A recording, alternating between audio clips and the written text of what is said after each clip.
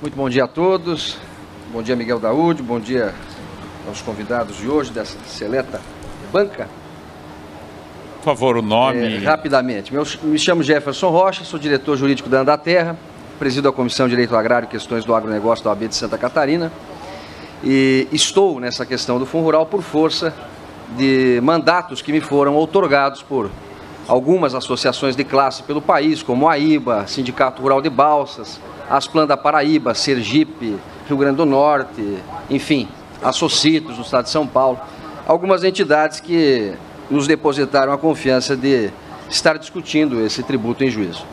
A questão foi muito bem contextualizada, muito bem colocada pelo Dr. Alfonsin, né? O histórico todo foi muito bem descrito e a grande questão, eu acho que não é nenhuma questão propriamente do produtor rural. É uma questão de dois princípios que em qualquer democracia devem ser absolutamente respeitados, observados e obedecidos, que é o princípio da segurança jurídica e de proteção à confiança.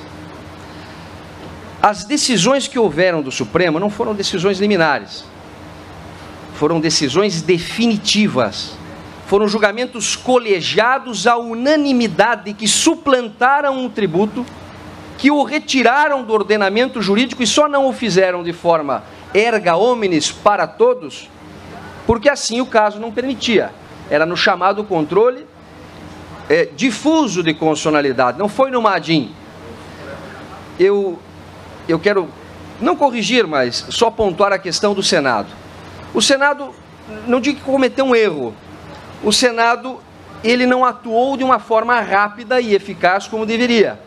Porque assim que oficiado em 2013 e 2014, se tivesse feito, a resolução tivesse andado e houvesse sido votada, os incisos 1 e 2 do artigo 25 estariam retirados do ordenamento jurídico com efeito erga omnes. Isso é muito bem claro, olha, é algo incontestável. A resolução do Senado tem um efeito, que em direito nós chamamos de efeito ex tunc, efeito retroativo, inclusive. Então, aquela obrigação que o Senado tinha de transformar aquelas decisões em casos concretos para todos os jurisdicionados, ela atrasou, mas antes tarde do que nunca.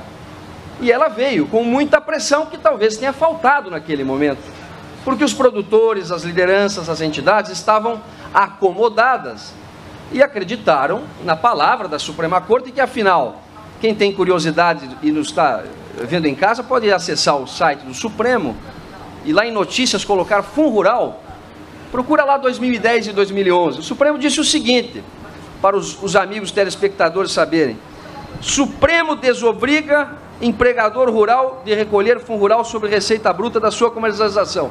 Não sou eu que estou dizendo, é a Suprema Corte, em 2010. E em 2011, o que diz o Supremo? Empregador rural, pessoa física, não precisa recolher contribuição sobre receita bruta. Então esperavam o que do jurisdicionado? Esperavam o que do produtor rural?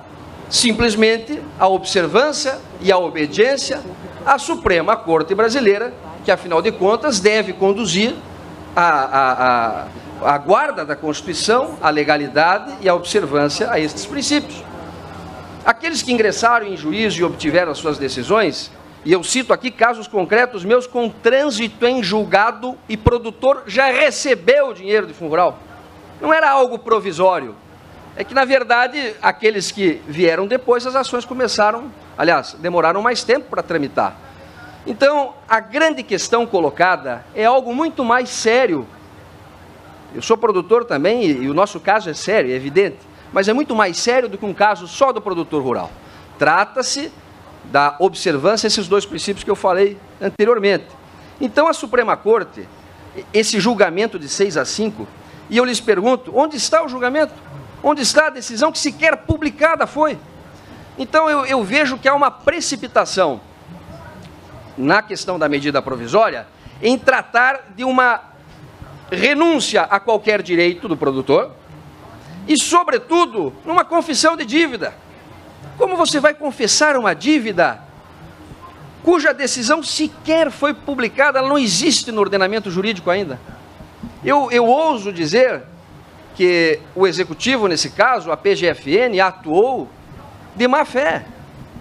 Porque se você está em juízo num caso concreto, como é que você por fora vai tentar fazer um acordo, aliás, um péssimo acordo, que é confessar uma dívida que ainda não existe concretamente?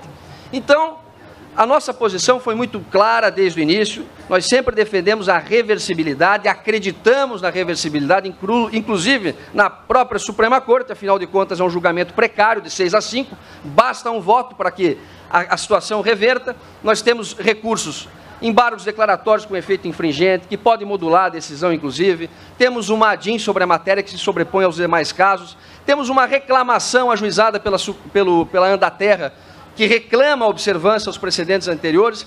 Então, eu acho que o momento agora é um momento de, vamos dizer assim, de conciliação. É um momento de unirmos forças em prol de um único objetivo, que é suplantar algo que de fato é injusto.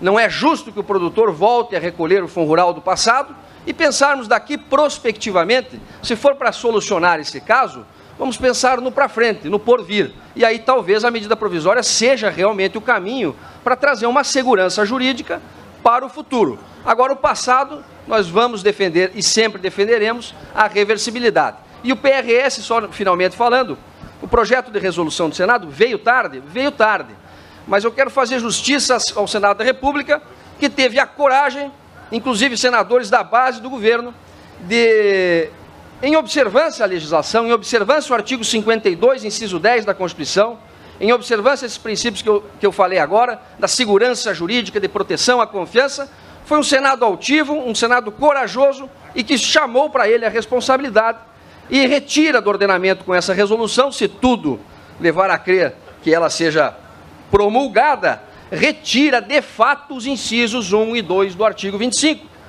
Por quê? Porque os incisos 1 e 2 do artigo 25 foram dados à sua redação por uma legislação que não é a legislação de 2001, é a legislação de 97, a Lei 9528/97.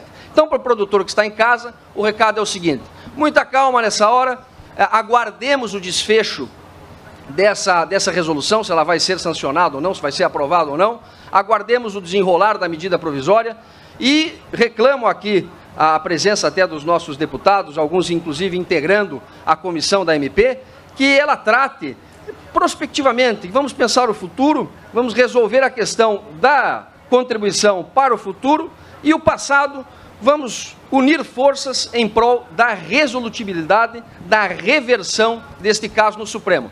Seja através da resolução com seus efeitos imediatos, como defendemos, ou seja mesmo na Suprema Corte, demovendo um único voto para que a situação volte à normalidade, volte aos trilhos. Porque o que aconteceu foi algo extraordinário.